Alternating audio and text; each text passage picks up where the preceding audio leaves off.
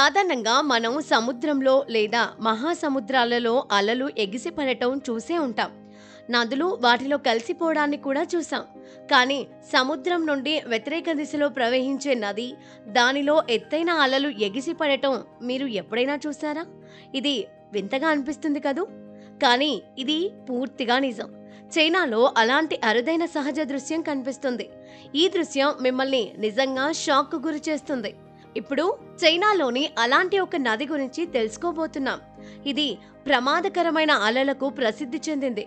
ఈ అరుదైన దృగ్విషయాన్ని టైడల్ బోర్ అని పిలుస్తారు. ఇది ప్రపంచంలోని కొన్ని ఎంపిక చేసిన నదులలో మాత్రమే కనిపిస్తుంది. చైనాలోని క్వాంటాంగ్ నది కూడా అలాంటిదే. దీనిలో టైడల్ బోర్ ప్రపంచంలోనే అతిపెద్దది.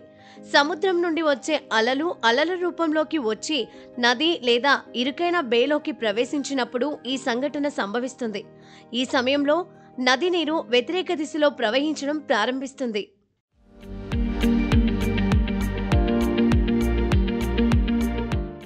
టైడల్ బోర్ అనేది కొన్ని ప్రదేశాలలో మాత్రమే జరుగుతుంది. ఎందుకంటే దీనికి కొన్ని నియమాలుంటాయి. అందుకు నది నిస్సారంగా ఉండాలి.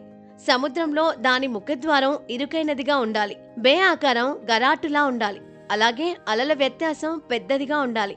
ఇది సాధారణంగా 6 మీటర్ల కంటే ఎక్కువగా ఉంటుంది. వరద సమయాన్ని తగ్గిస్తుంది. దీని కారణంగా నీటి మట్టం అకస్మాత్తుగా పెరుగుతుంది.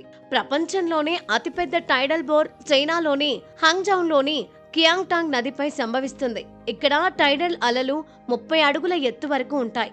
గంటకు 40 కిలోమీటర్ల వేగంతో కదులుతాయి. ఈ అల గర్జన చాలా గంటల ముందుగానే వినబడుతుంది.